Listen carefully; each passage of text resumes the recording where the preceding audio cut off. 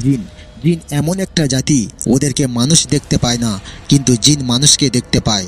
জিনেরা যে কোনো মুহূর্তে যে কোনো জিনিসের রূপ ধারণ করতে পারে। মহান রব্বুল আলামিন এই ক্ষমতা তাদের দিয়েছেন, কিন্তু মানুষের এই ক্ষমতা দেওয়া হয়নি। কিন্তু মানুষ চেষ্টা করলে জিনকে বশ করতে পারে। এমনকি মানুষ যা বলবে জিন তাই শুনবে, কিন্তু এটা করা অত্যন্ত কঠিন কাজ, সবার পক্ষে সম্ভব না। জিন এক ধরনের অদৃশ্য ও অতি প্রাকৃত সত্তা, যা বিভিন্ন ধর্ম ও সংস্কৃতিতে উল্লেখ রয়েছে।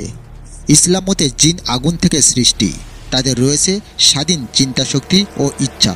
তারা মানুষের মতোই ভালো ও মন্দ হতে পারে এবং বিভিন্ন রূপ ধারণ করতে সক্ষম। সাধারণত তারা মানুষের দৃষ্টির বাইরে থাকে, তবে কিছু ক্ষেত্রে মানুষের সঙ্গে যোগাযোগ স্থাপন করতে পারে।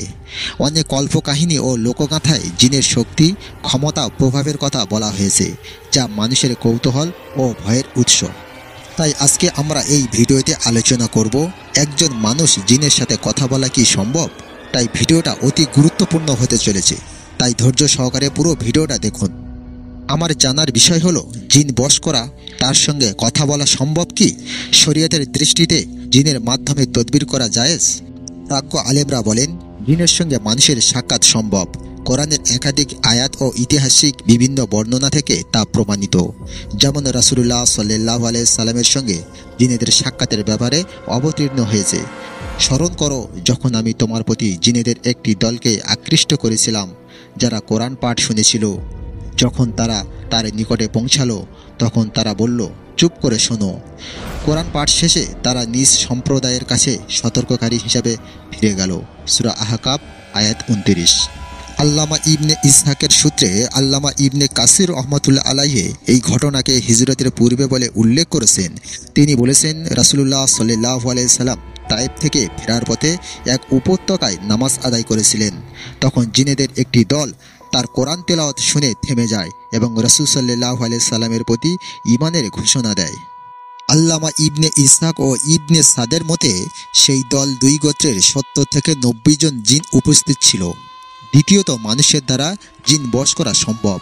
আল্লাহ তাআলা জিনদের উপর সুলাইমান আলাইহিস সালামের কর্তৃত্ব দান করেছিলেন। পবিত্র কোরআনে ইরশাদ হয়েছে, তার প্রতিপালকের অনুমতিক্রমে জিনেদের কতক তার সামনে কাজ করত।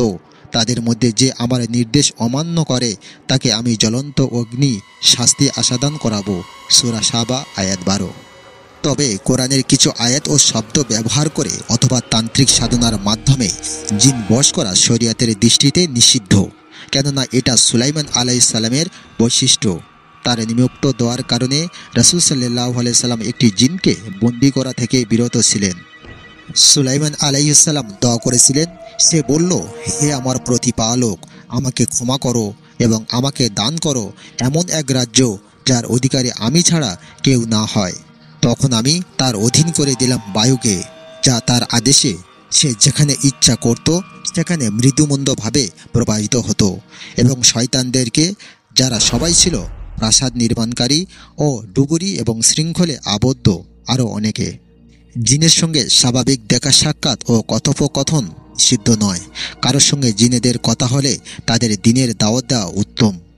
দ্বিতীয়ত, জিনেরা গোপন বিষয় জানে এমনটি বিশ্বাস করা ঠিক নয়, বিশেষত তা যদি গায়েব জানার অর্থ হয়ে থাকে।